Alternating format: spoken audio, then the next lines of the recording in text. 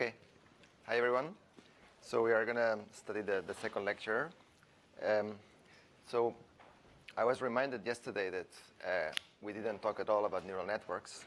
So I promise today that neural networks will appear at some point during the day. So the title of the second lecture that I'm going to have sharing the same title between these 2 hours is going to be about approximation.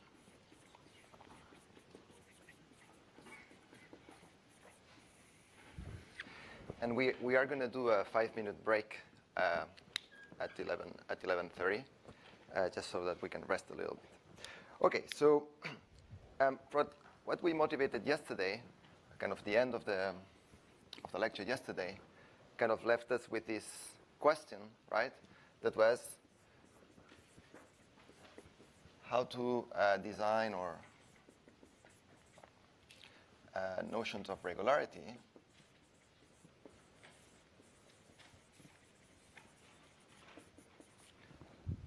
that enable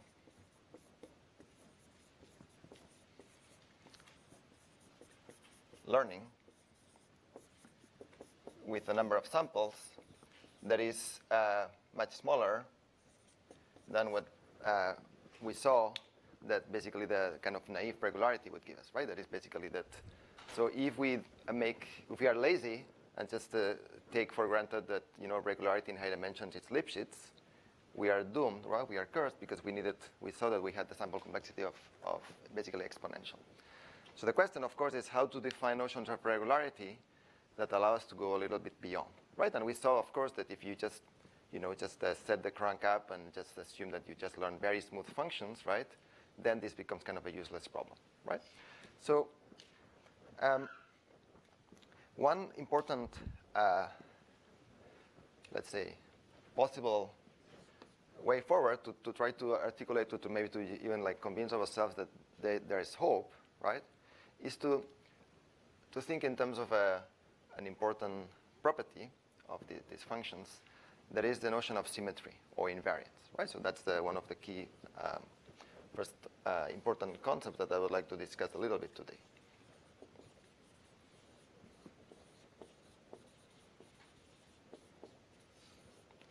Okay, so think about this Lipschitz property for now, right? So remember the Lipschitz property of a function, right, is saying that f of x minus f star of x plus some perturbation is small than the norm of the perturbation, right?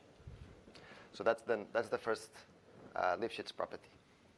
So you can think about this effect of actually adding noise. So this is true for all x, right? So this effect of changing x from x to x plus some perturbation, you can think it as a transformation. Now let's say that I have a transformation that will take any point x and will map it to x plus delta. Right? So what this thing is saying is that if I do f star, this condition essentially says that this function doesn't change too much if I do a composition with this small translation, right, in the ambient space, right? So if I take my domain and I shift it a little bit, the function doesn't change too much, right? And this is because the function is Lipschitz. But of course, this kind of transformation, I'm completely limited. I can only do this. I'm only allowed to do this locally, right? When delta is very small. Otherwise, I mean, if delta is very large, this is no longer going to be true, right? The order of this error is of the order of the norm of delta. So now let's think for a second what this kind of symmetry. I mean, the question is now let's think that the f star is not just any function in high dimension, right? So think about what this f star was meant to be. So what is f star is, first of all, the function that if I show you images, it's going to tell you whether there is a dog in the image or not. And what we are trying to describe here is what is a reasonable language for the symmetries that this function has. So here, what the Lipschitz would say is that, okay, you take the image of a cat, of a dog, and what you're allowed to do is that you're allowed to perturb the pixels of the image by a small amount of noise, right? So this is kind of symmetry or like stability with respect to just additive noise, right? I'm just adding pixels to the image. But if you think about, is this a reasonable symmetry? Or in the case where we have, images, do we have access to a much more, let's say, richer set of symmetries? So in other words, remember that we define X to be a high-dimensional space that in all the things that will come later, we typically simulate it with some RT, right? But in fact, in many instances that we care about, there's a lot more structure in that input space, right? So the space X is itself, you can think it as a space of images, right? And what is this domain? Now this domain, right? So D is very large, right? But now what is this domain? This domain is a two-dimensional grid, right? So this is the domain of pixels.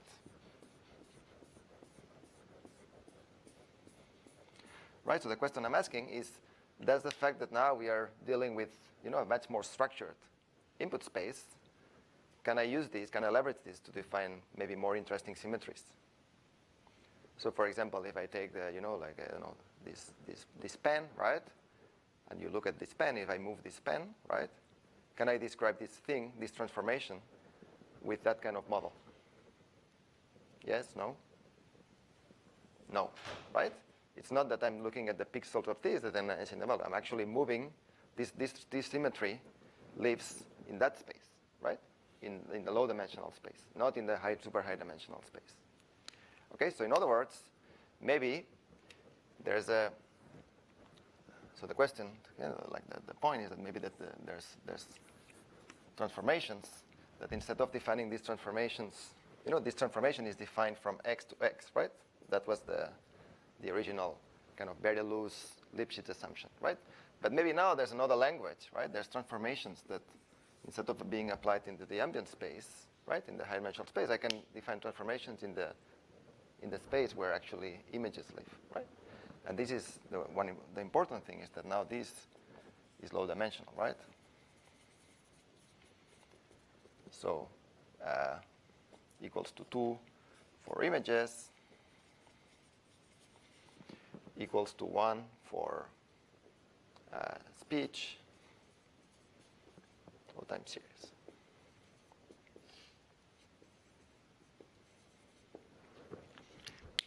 And you might say, well, this is very, yes? What is an element of omega? Element of omega is a coordinate of a pixel, right? So if you think about like a time series, right? So an element of omega would be a timestamp or a location in space and time, right? And then, for example, this could be equal to 4 for physics,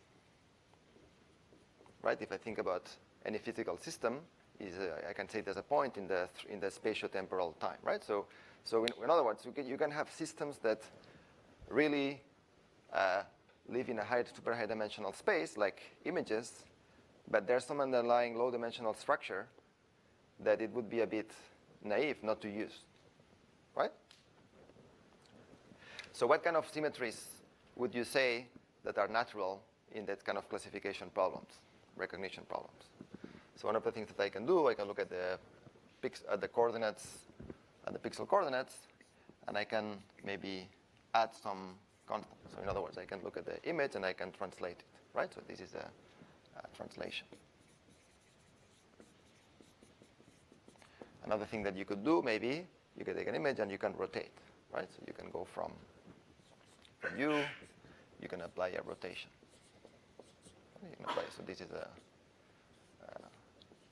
cosine of theta, sine of theta, sine of theta, cosine of theta, right?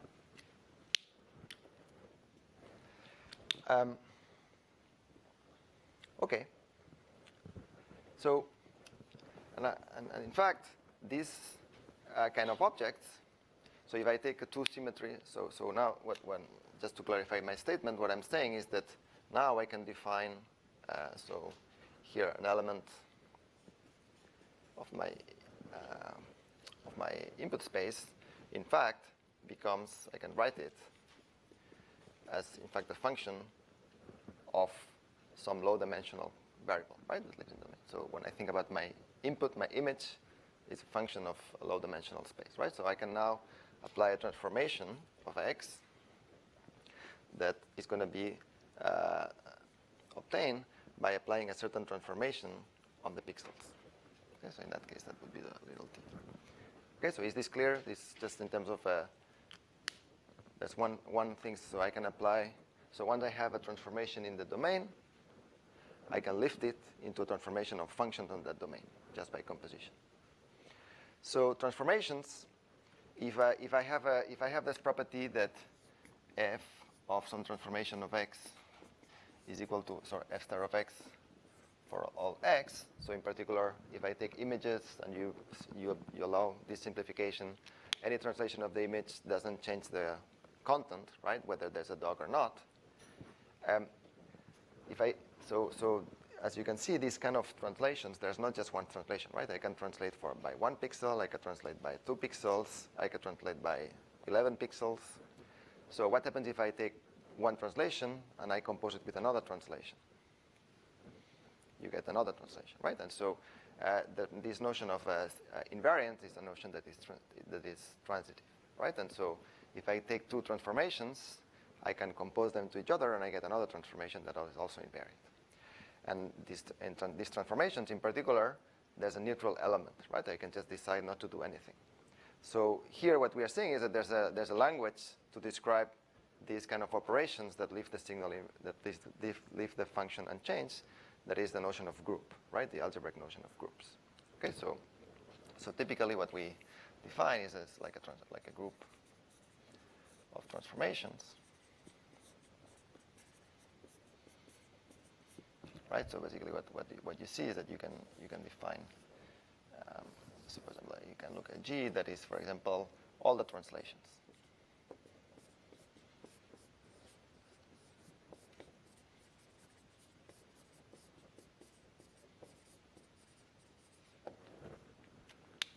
Okay, and so just to also like to make sure that we see the point, is that obviously, if I take an image here, x that is in my space, and I consider the translation for some, let's say, u0 of x. One question that you might ask is, what is the benefit, or what do you get from this transformation, from this translation, that maybe you wouldn't get with that kind of transformation, right? So in other words, if I take an image and I translate it by a certain amount of pixels, am I moving very far in the ambient space? So just think it for a second, right? So, and we can maybe draw a picture just to commit us in 1D, right? So let's say that I have a signal that is like a little spike like that, right? Now I consider a transformation that is just a shift of this signal, right? So I'm going to shift it by a certain amount of pixels. So as you can see, now if you look at the distance between these two signals, right? So let's say that this is x, and this is the translation of x. So what is this distance in the ambient space? Are these two signals close? No. Right? Sorry? What norm? Just let's look at the Euclidean norm. We are using Euclidean distances here, right? In terms of Lipschitz. So this is actually of the order of the signal of the norm of the signal.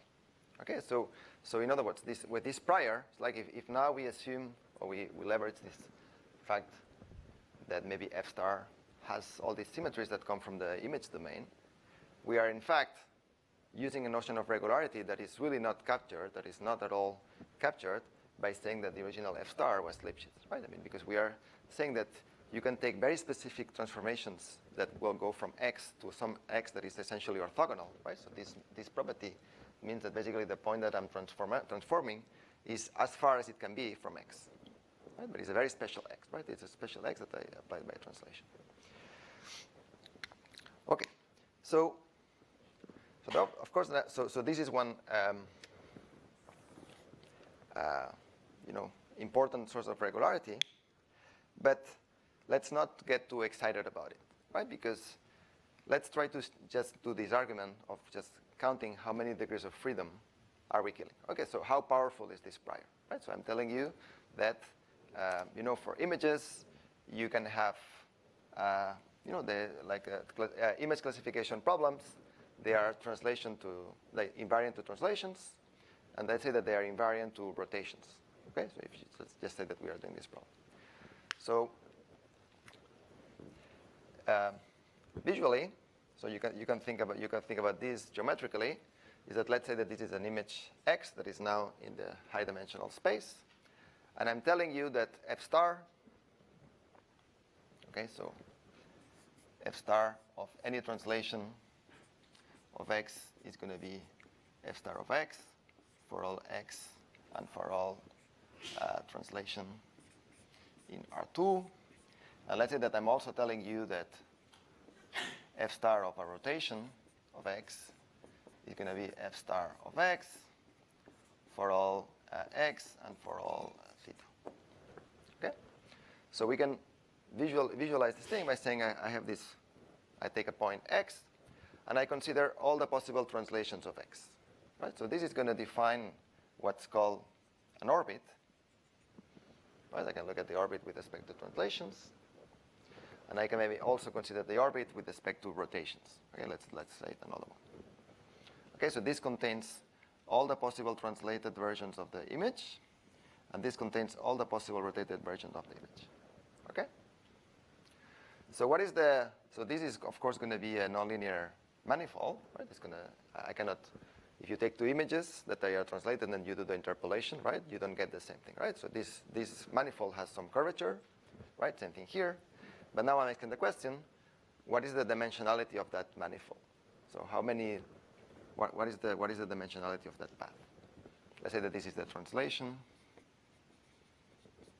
and let's say that this is the rotation.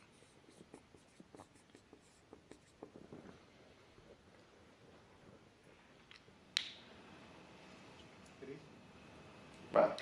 So I have two here and one here, right?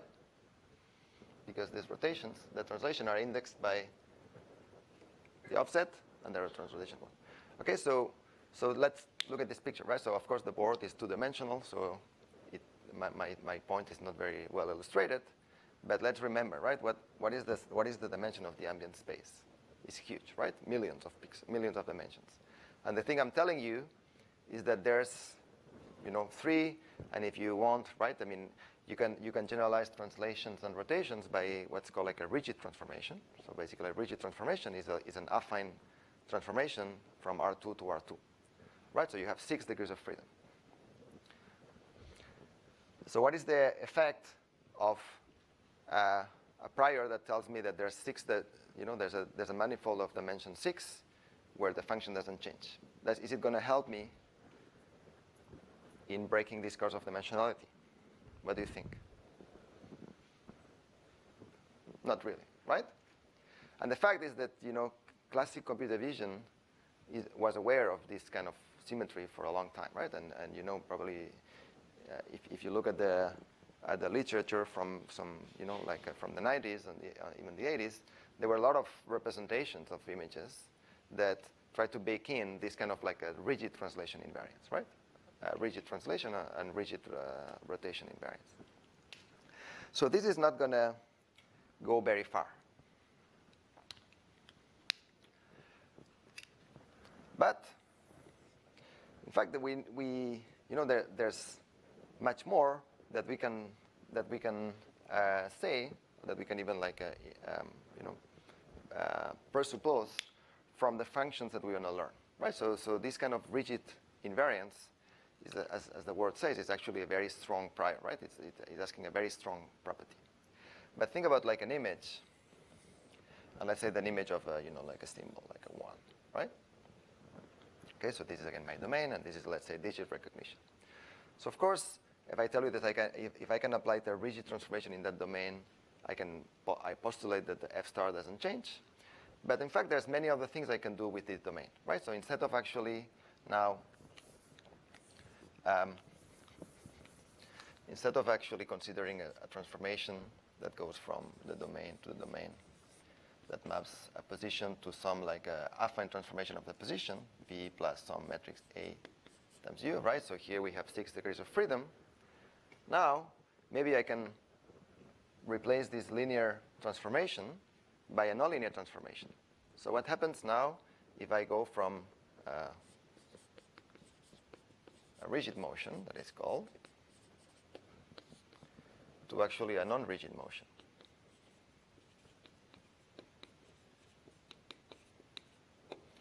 Okay, so basically now I have from U to U, and I define a position, and I map it somewhere else. So basically I'm going to say that this pixel, I'm going to move it in that direction. This pixel I'm going to move in that direction. This pixel I'm going to move it here, here, here, right? So I don't need to move the pixels according to a very rigid thing. I can actually deform the image, right? So I can basically look at the one and write it as something that maybe looks like this. I don't know, whatever, right? You can see that there's no rigid transformation that goes from here to here. But we all agree that this is F star doesn't change, right? So how can we express this prior mathematically? So one way to look at this problem is to say that, in fact, I can look at an image X, that again is the X of U, and I can deform it. So X of U, X deformed by certain change of variable, like a certain transformation field, is defined as applying a warping or change of variables, right? I just do something like this, X of U, right? The notation clear is that, so you think about this problem as instead of adding noise into the pixel values, as we were doing here, right? So here we are adding noise into the pixel values, right? Into the values of X. Here, we are adding noise into the locations, into the pixel coordinates, right? So we are moving pixels around. Yes? Can't you introduce gaps if you move like one pixel up from the other? Well, in the discrete, think about this model being defined in a continuous domain, right? So like the discretization of an image is just an artifact of the mesh sensing, right? So these things you can analyze them in the continuous domain. Okay, so I'm defining this model, and you agree with me that, of course, if I take the domain and I stretch it like crazy, right? I can, I can start to play around with stretching, and eventually I will destroy the content of the image, right? I can, if I start, taking this pixel here and this pixel here, I can completely break things apart. So obviously, I'm not allowed to do any crazy thing about it, right? So there's a notion of cost of the deformation, right? So how much noise I'm adding of that form. So in fact, it turns out that a reasonable, so this is going to be like the cost of a deformation. So one particular definition for this that you might think about, that we can discuss now in a second, whether it makes sense or not, is to think how much stretching I'm doing in the domain. Right, so I'm assuming that this change of variables is like a vector field, right? That I can that is smooth. So I can see. So this is essentially penalizing how much stretching I'm doing in the domain, right? So how much I'm stretching things around. So one criteria that we are using, that is called the criteria of geometric stability, is to say that the function f star, when I apply it to some point x, if I compare it to the function f star when I've deformed my signal, this quantity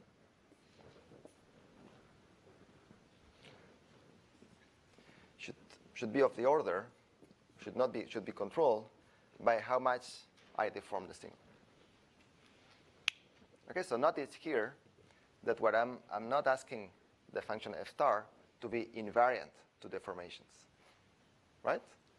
Because if I ask that, well, I deform a little bit, and the function doesn't change. Then I deform them again, and again. I would end up with a prior that essentially says that f star has to be constant. So here, what I'm saying is that the same way as the Lifshitz prior says that if I add a little bit of additive noise, f star doesn't change.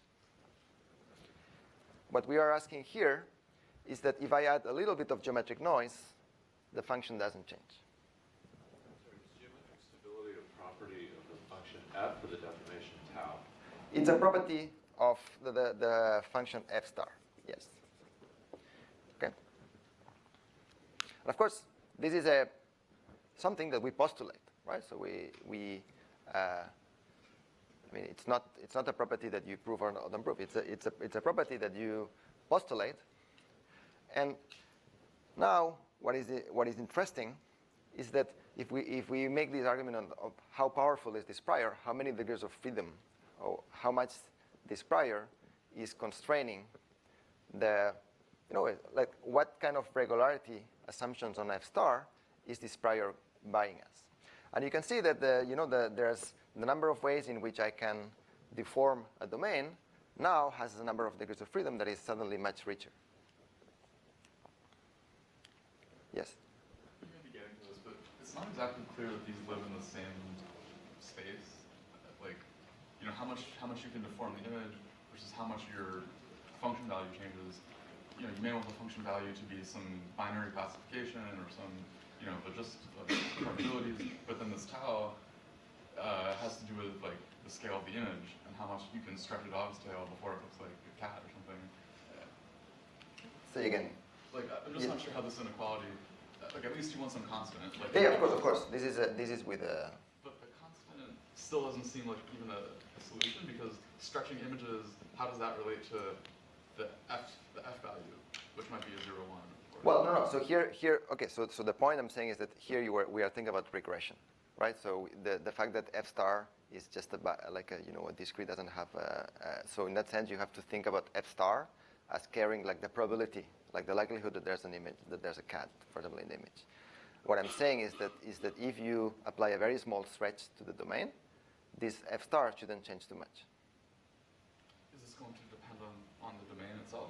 Yeah, of course. I mean here, so here what I'm saying is that this thing does not depend essentially. So you can say, well, maybe it depends on the energy of the signal of x, but it does not depend on the fact that, for example, there's high frequency content in the image or not.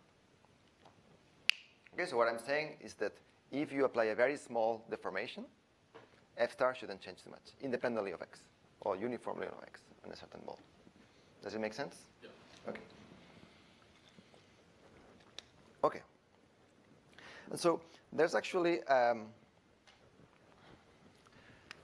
important consequence to this property of geometric stability that essentially tells us that in order to process the input, so if we want to approximate well f star,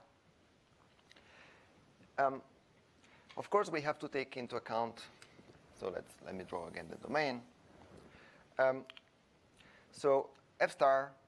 So this is the input x, and so the reason why this problem is complicated is because, of course, in x is a high-dimensional object, which means that I have lots of pixels that I need to take into account, right? And so a priori, because f star can be a complicated object, a priori one could think that I have to look at all the pixels at the same time, right? I cannot afford to first look at what happens in this region of the image, and then make some decision, and then look at what happens in this part of the image, and then make some decision, etc., etc., etc. Right? Because if that were true, then you would agree that I would not have this kind of dependency on D. Right? The fact that the size of the domain is very large means that it's in a sense carrying this property that I need to look at all the pixels at the same time if I want to be able to understand well f star. Yes? So in fact, in natural images, you agree that this kind of local, I cannot think about f star as being a function that depends only on local neighborhoods, right? Because if you think of, let's say, whether this room is empty or full, right? If I look at this thing just by region, I cannot understand. I cannot answer this question. I need to look at the whole thing at once. But there is one related consequence of this problem, is that if I look at the interactions between pixels, right? So every pixel, in a sense, interacts with each other, right? So if you think about this, like the pixels, you can think about, I need to understand, so if I want to approximate f star, I need to capture the interactions between coordinates. But if I just, let's say that I focalize in that guy here, right, this pixel here. So what do you think, what kind of interactions do you think are the most important ones, the ones that matter? The neighbors, right? And so maybe something I should be focusing on is putting some more emphasis onto the local correlations. And in fact, if you look at you can quantify this property by measuring the correlation. Like if you just empirically estimate the correlation that you have between two pairs of pixels, you will see that the correlation decays with the distance. But this doesn't mean that I should forget about all the correlations that are long range, right? Because I know, as I just said, there are some properties of f star that I really need to capture by looking at the things globally. But maybe if I want to compute the interaction between this guy and this guy, I don't need to capture separately the interaction between these two guys and these two guys, right? Because from what I just described here, if I apply a very small deformation, right, I can perfectly, this kind of distance here, like this separation is very unstable. I can actually move it by deformation, and according to this prior, the function f star shouldn't change too much. So in other words, for the interactions, I can maybe afford to group pixels together instead of looking at how this individual interacts with any other pixel. I can look at the interaction between groups of pixels. Yes? So you said that f star might have long-range correlations, right? But so the thing here is that we're trying to argue about all possible functions f star, right? Yes. So it could be the case that for the particular choice of classification problem, f star has only short-range correlations. Yes. Okay. Yes. So this is an important question, right? So here what we want to make statements about a class of functions f star, right? So all the functions f star that might appear in practice, right? And so what the whole point is that when f star looks at images have this property that, of course, one should be capturing long-range correlations to solve generic problems in classification, but long-range correlations can be compressed, can be organized into different scales. So this is actually this important notion that is called the scale separation property. And if you think about scale separation, it's not something that only happens in images, right? So think about, for example, a social network, right? So think about the social network. So if probably each of our, my own, locally, I don't need to measure, how each individual person, I don't know, in Italy connects with me, but at the global level, I cannot just assume that anything that comes from Italy, I don't care about, right? Because there's of course some dependency. I mean, everything is connected with everything, but I don't need to actually be measuring all the individual pairwise correlations if I want to understand well to predict well my behavior, right? So in for example in chemistry or in systems of interacting particles, as you might know, the interaction between atoms, the ones that actually dominate the dynamics, are the ones that are local, right? That are small. So it doesn't mean that, of course, I can assume that atoms that are far from each other, they don't interact at all, but they interact through basically a different scales. And so this is actually in a sense an important prior and an important source of regularity. And now you might ask the question, how can we leverage it? Can we find models that leverage that kind of geometric stability? And so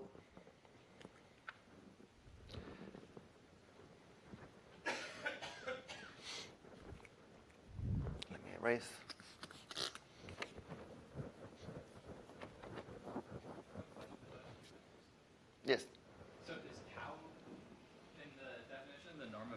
we taking a gradient of a vector field?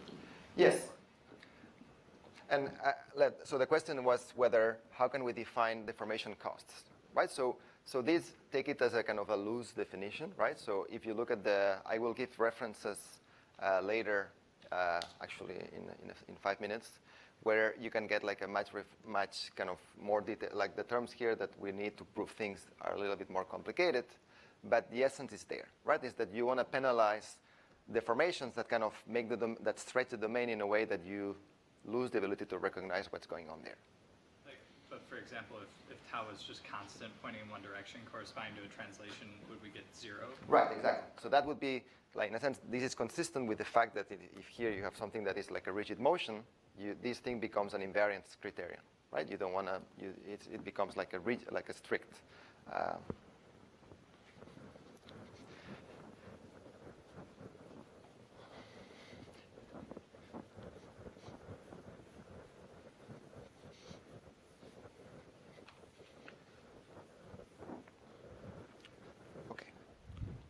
So now the question is, how can we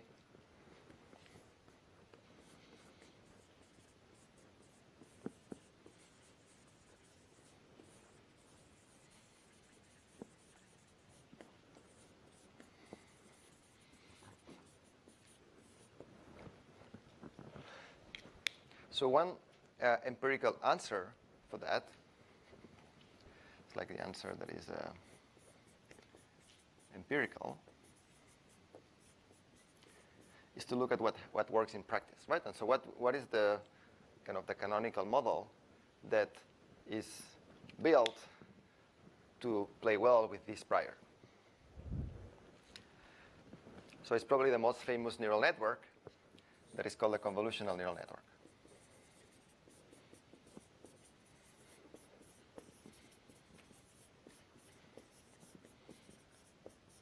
That was developed and pioneered by Joan in the 80s and the 90s.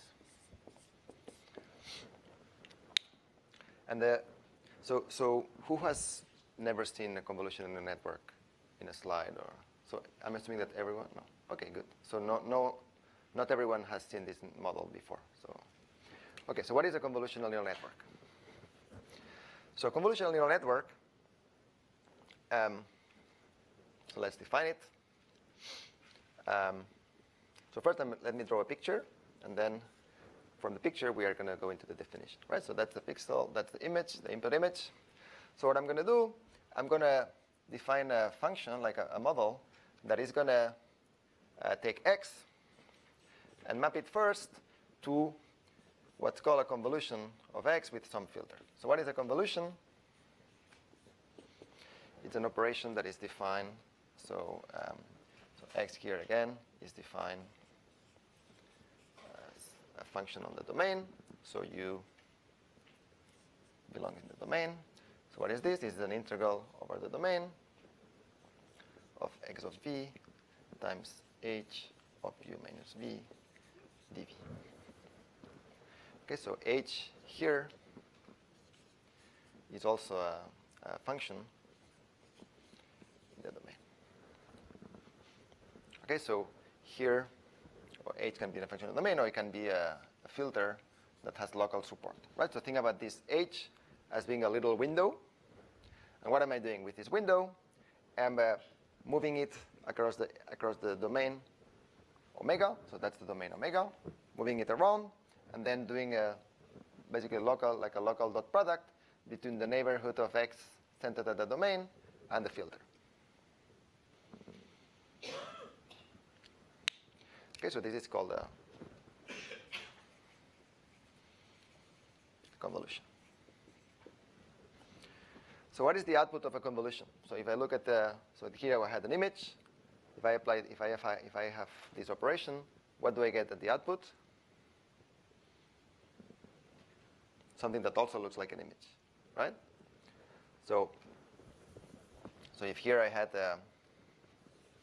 let's say, an image with let's say that this is x of u. If I apply, now let's say that my filter h is going to be 0 everywhere and just a bunch of 1s here, just to see as an exercise if we understand this operation. Okay, so this is a function that is 0 everywhere and 1s inside. So what is the operation? What is the result of applying this convolution here? So at some pixel u, what I need to do is I have to do a dot product between all the points that are in the support of h times the original function in this neighborhood, right? So because this function has local support, what it means is that I have to look at the neighborhood here and then make an average, right? This filter h is just summing everything. So what is the output that I will get? Just to see if someone is familiar with this. So this will look like a 1, right? But it's going to be a bit like a blurry, right? It's like a blurred version of a 1, right? It's going to look like something like this, right? And of course, now I could amuse myself and change this filter by something that is not just like a boring indicator function, but it could be maybe I could replace this by, let's say that I look at something that looks like let's say that here is like +1, and here is -1, okay, and 0 everywhere. Okay, so what is this thing going to look like? Okay, so this is going to replace every pixel by essentially a difference between something I have on the right, like on the left, minus something I have on the right, right? So this looks like a horizontal derivative, right? So this filter, now so with this notion of convolution, I can express many kind of properties of the image. For example, I can extract the details, like the derivative according to different directions.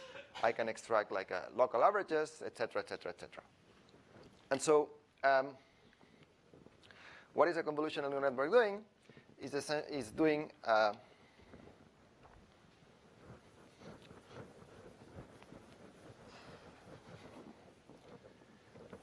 instead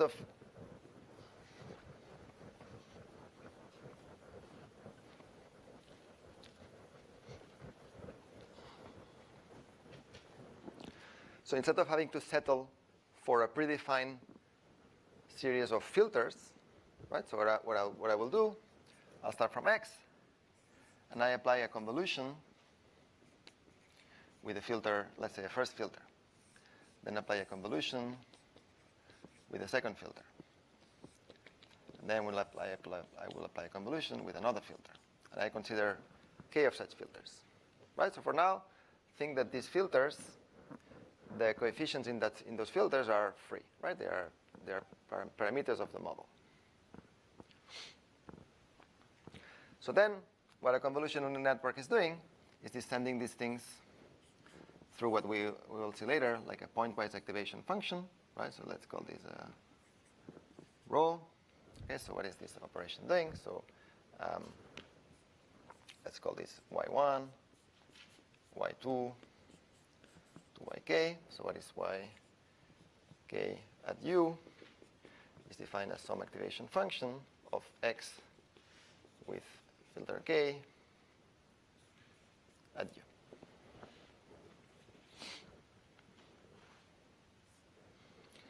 Okay, so what is this function here?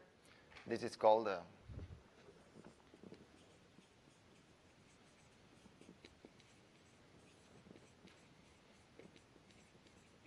so there are several choices of activation function. The most famous one is what's called like a half rectification, right? So it's a function. So phi of t is like the max between 0 and t. Okay? So, but the bottom line is that you have to think about this activation function as something that basically extracts some nonlinear information out of these filters.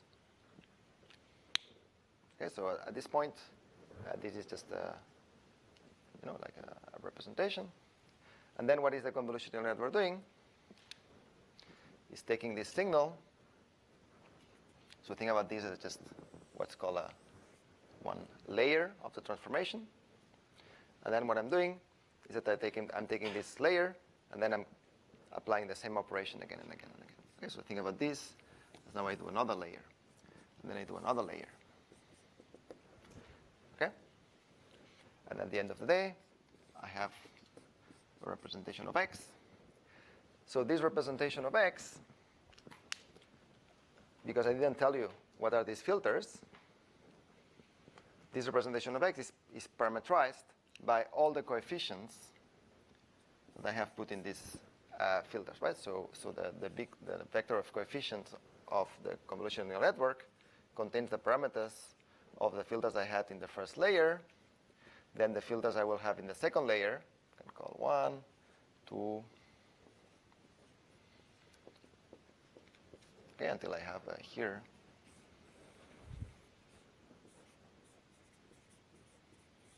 I'll have L layers.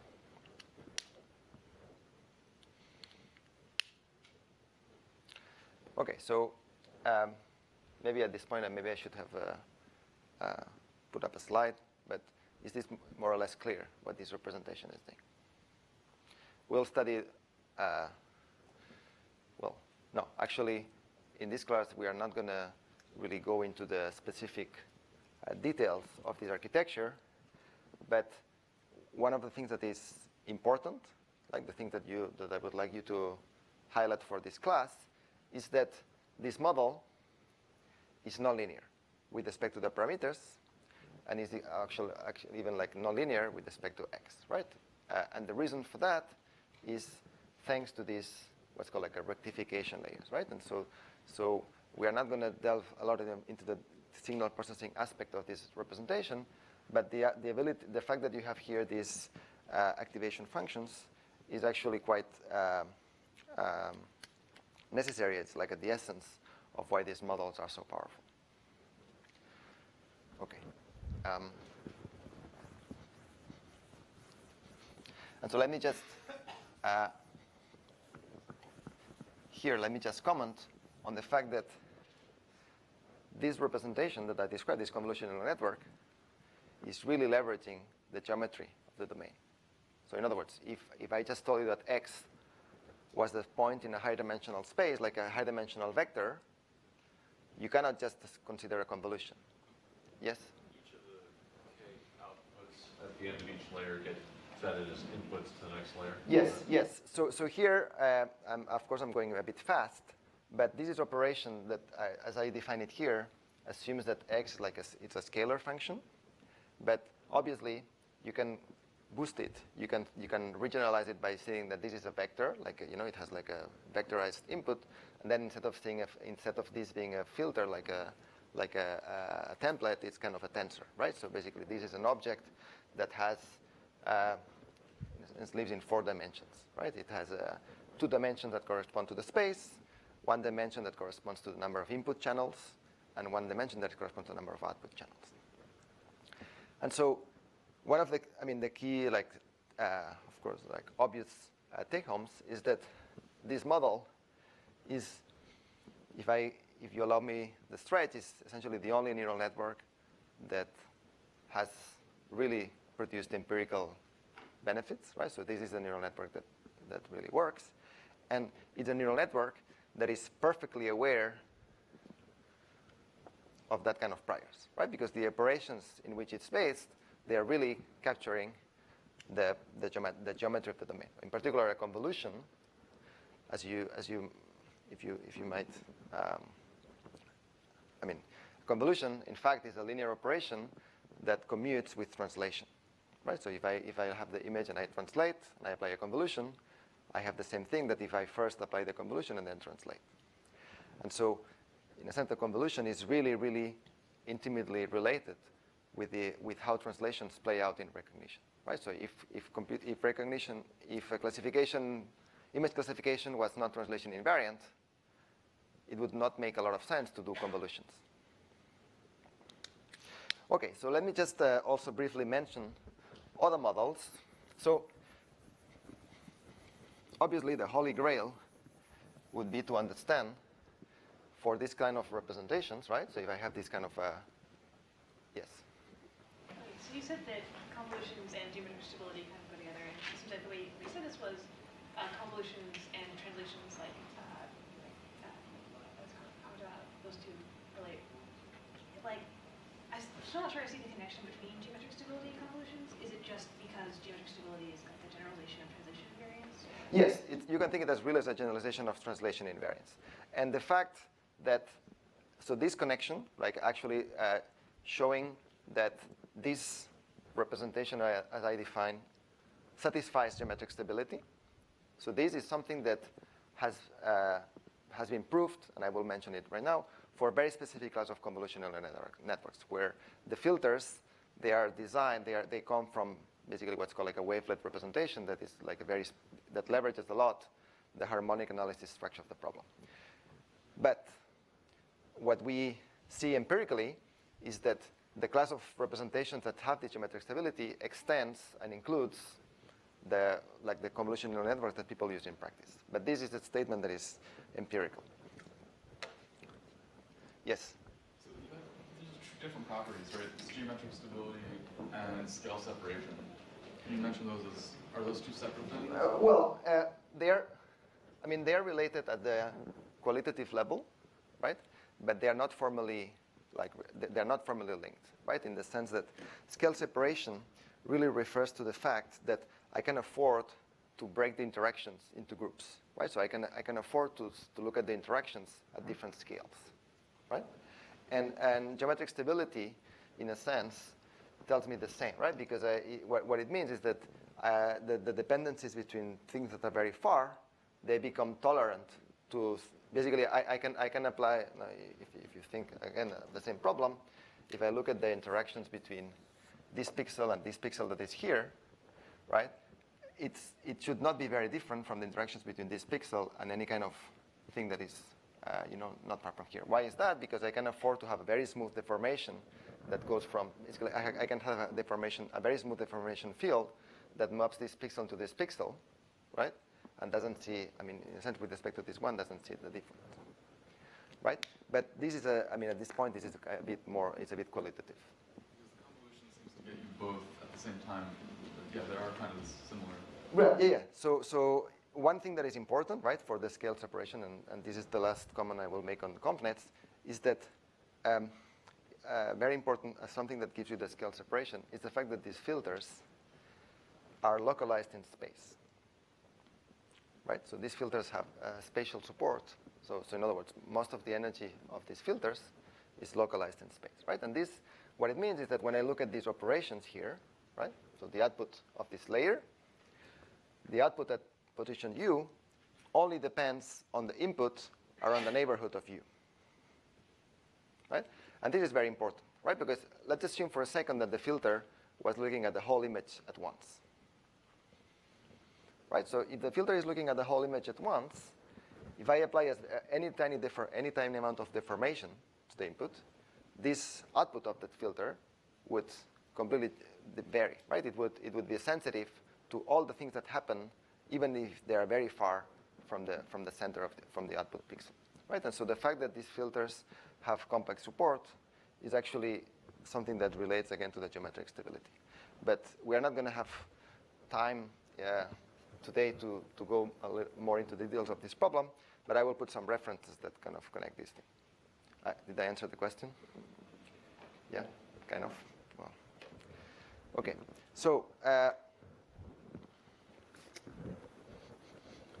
I mentioned here, some number of papers.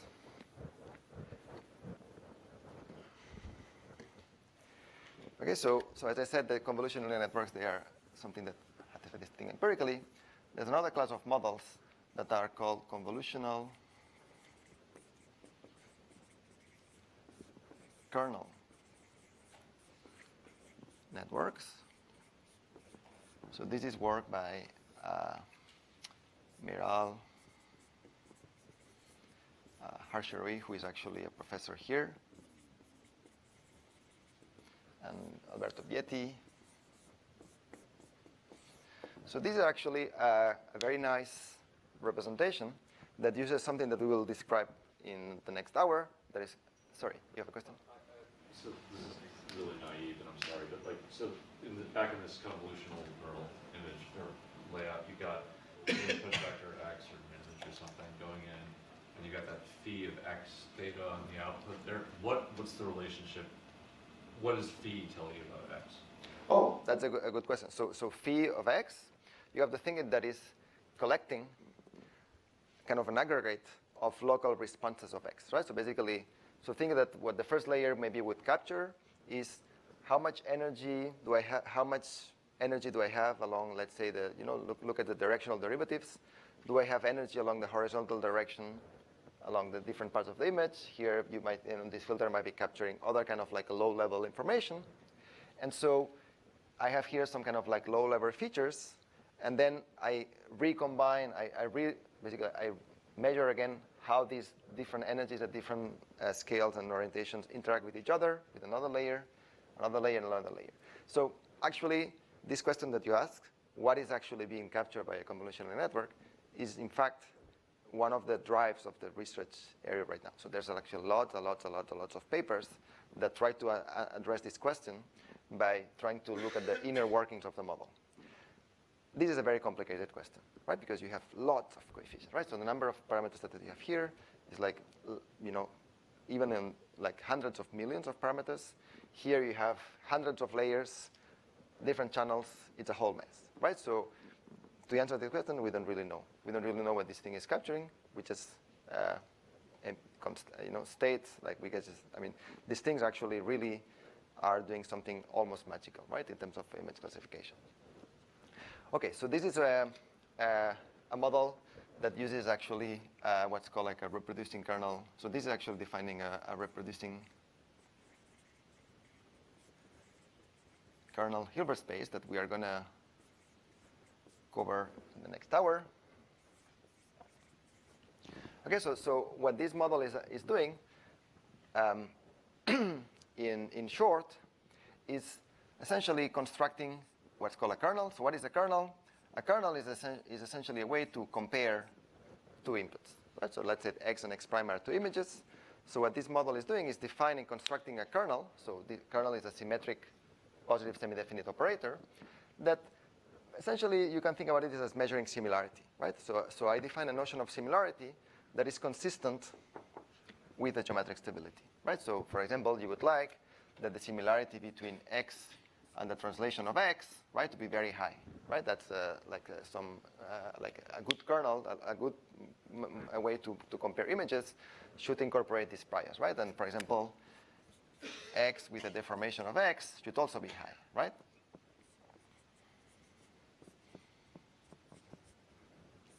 So what this model is doing is actually building a kernel that has these properties pre-encoded. And the way this model is actually built is not too different from this hierarchical construction of convolutional networks. But they have a nice, they have nice results and nice theory. So this is a paper that I recommend. If you are interested in this part of the story, this is a good place to look at. And then another reference that I will describe that essentially proves this kind of geometric stability for a certain class of convolutional networks is called like the scattering representation.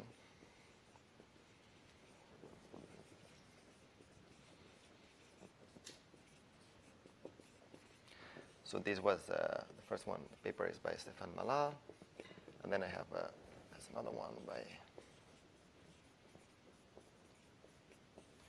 where we describe this kind of properties, right? So the scattering representation, you can think about it as a representation phi of x that has the architecture of a convolutional network, but has no parameters. So the filters are designed, so you can think it as essentially as a CNN with wavelet filters. So who is familiar with wavelets? Who is not familiar with wavelets? Okay. So what are wavelets? So wavelets are, so who is familiar with Fourier transforms? Good. So think of it as a Fourier transform that is local in space, right? So that has a different trade-off between space and frequency. Anyway, so we are I think it's a good time to take a 5-minute break, and then we are gonna resume in 5 minutes.